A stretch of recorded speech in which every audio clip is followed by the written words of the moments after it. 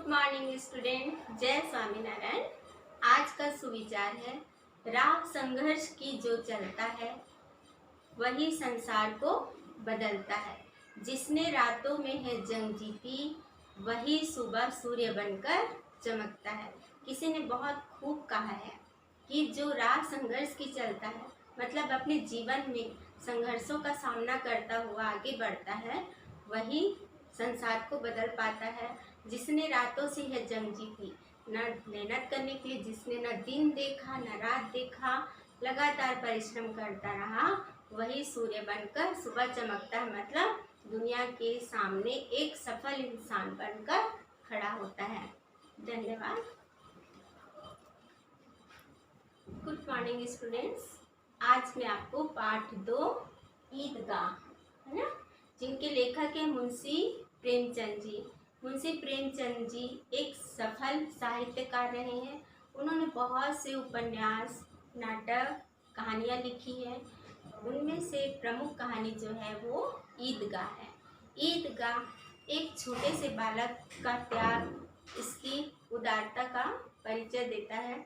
एक छोटा सा बालक हामिद जो अपने दादी के प्रति, अपनी अम्मा के प्रति प्रेम भाव रखते हुए, दया की भावना रखते हुए बालपन का एक उदाहरण देता है कि बच्चे मन के सच्चे होते हैं। तो आइए बच्चों, मैं स्टार्ट कर रही हूँ।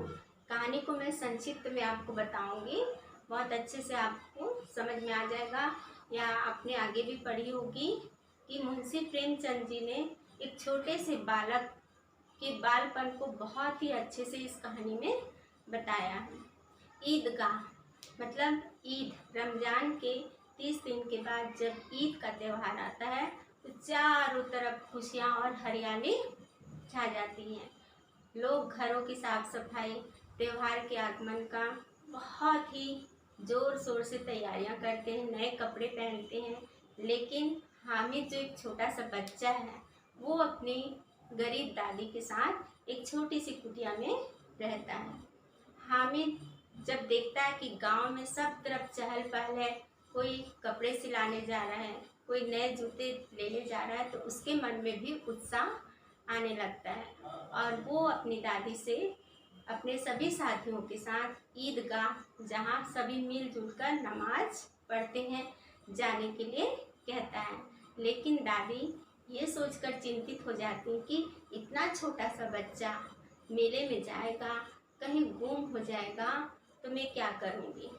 उनका चिंता करना स्वाभाविक था क्योंकि हामिद बहुत छोटा था।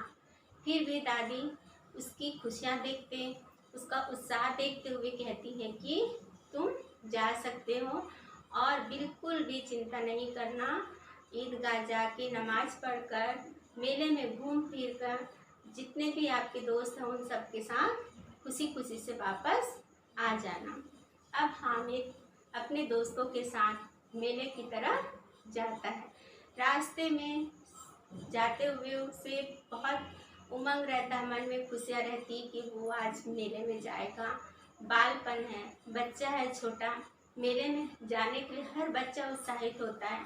उसी तरह हामिद भी खुशी खुशी से जाता है। जाते ही देखता है कि नमाज सब पढ़ रहे हैं, खुदा से दुआ मांग रहे हैं, सबका जीवन अच्छा हो। उसे बहुत अच्छा लगता है, वो भी नमाज में अदायगी करता है, नमाज पढ़ता है।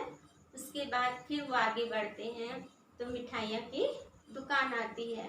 सारे दोस्त जो खुशी खुशी से, कोई गुलाब जामुन खाता है, कोई रसमलाई खा रहा है, कोई अपनी अपनी पसंद से सारे बच्चे मिठाइयाँ खाते हैं। लेकिन हामिद के मन में लगता तो है, बच्चा है, कि मैं भी कुछ खाऊं, बट वो अपने हाथ में दादी अम्मा के दिए हुए सिर्फ 3 पैसे, है ना, उस पुराने ज़माने में 3 पैसे भी बहुत अनमोल होते थे। उन 3 पैसों के कारण वो सोचने लगता है कि मैं इन पैसों से ऐसा कुछ चीज़ खरीदूंगा जो मेरे या दादी के कुछ काम आ सके। मिठाइयाँ तो मैं अकेले खा जाऊंगा, लेकिन अम्मा घर पे जो अकेली हैं वो क्या करेंगे। उसके बाद वो अपने मन को समझाकर दोस्तों के साथ हंसी खुशी आगे बढ़ता है। फिर आती है खिलौने की दुकान। सारे बच्चे उमंग और उत्साह से भरकर कोई अपने अपने पसंद से खिलौने खरीद रहा है, सब खरीद रहे हैं। लेकिन हामिद का मन अभी भी उदास है। वो इसलिए क्योंकि उसके पास बहुत सारे पैसे नहीं थे। 3 पैसों में वो क्या खरीदे। यदि वो खिलौने खरीद लेता है तो खिलौने तो 2 दिन में टूट जाएंगे। सोचता है वो पैसे फिर बेकार हो जाएंगे। उसके बाद धीरे से उसके मन में विचार आता है कि मेरी दादी रोज रोटियां बनाने के टाइम पे रोटी हाथ से निकालती हैं तवे से और अधिकतर वो जल जाती हैं। तो बच्चों देखो, एक बाल सुलभ मन, एक छोटा सा बच्चा, उसकी सोच जो अपने दादी के प्रति दया की भावना रख रहा है, अपनी दादी को याद करता है कि रोज मेरे लिए रोटियां जब बनाती हैं तो उनकी हाथ जल जाती हैं, तो क्यों ना मैं इनके लिए चिमटा ले लूं। और वो चिमटे वाली दुकान में जाकर दुकान वाले से पूछता है कि भाई साहब ये कितने में आएंगे। तो दुकानदार 6 पैसे। तो वो सोच में पड़ता है कि मेरे पास तो 3 पैसे ही, 6 पैसे में मैं कहाँ से चिमटा लूँ। तो फिर वो विनती करता है कि क्या आप मुझे 5 पैसे में देंगे। तो वो सोच में पड़ता है, बोलता है नहीं इतने में नहीं आएगा। फिर बहुत हिम्मत करके कहता है कि मेरे पास तो 3 पैसे ही हैं और मुझे ये चिमटा लेना है। तो दुकानदार कुछ सोचता है और कहता है कि ठीक है तो ले लो। लेकिन जैसे ही हामिद चिमटा लेकर अपने दोस्तों के बीच में आता है तो हंसी का पात्र बनता है। सारे दोस्त उसका उपहास उड़ाते हैं, हंसी उड़ाते हैं, इसलिए कि तुम मेले में आए हो और चिमटा खरीद रहे हो, ये भी कोई चीज़ है खरीदने की। वो हामिद मुस्कुराता हुआ कहता है कि तुम क्या जानो, तुमने जो बंदूक ली है वो कंधे पर रख कर तान के चलोगे कोई बात नहीं, लेकिन मेरे लिए ये चिमटा ये बंदूक के समान है, मैं इसमें ही खुश हूँ। और सब बच्चे फिर हंसी खुशी से वापस घर आते हैं। घर आने के बाद वो दादी हामिद को देखते गले लगा लेती हैं कि मेरा बच्चा खुशी खुशी से वापस आया। गोदी में बैठाकर हामिद से पूछती हैं कि बेटा बताओ तुमने मेले में क्या क्या खाया, क्या देखा, क्या घूमा। तो हामिद बहुत ही सरल भाव से, बहुत ही सीधे साधे शब्दों में कहता है कि दादी मैंने तो ये चिमटा लिया है जो आपकी काम आएगी। आप रोज रोटियां बनाते समय आपकी हाथ जल जाती थी, इसलिए मैंने उन 3 पैसों से ये चिमटा खरीदा है। दादी ये शब्द सुनते हुए रोने लग जाती हैं कि मेरा बच्चा इतने टाइम से भूखा प्यासा मेले से वापस आ गया, ना ही उसने कुछ खाया, ना ही अपने लिए कुछ सोचा, वो सिर्फ मेरे ही सुख का इंतज़ार करता रहा कि कब मैं दादी से मिलूं और ये चिमटा उनको भेंट करूं। और उनको गले लगा लेती है। तो बच्चों ये कहानी बहुत ही अच्छी है।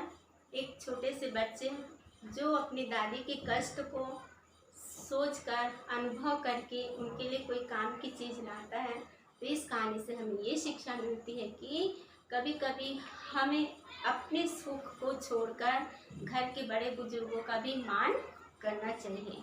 आशा है कि आपको ये कहानी सरल शब्दों में कहानी का सार जरूर समझ में आया होगा। धन्यवाद।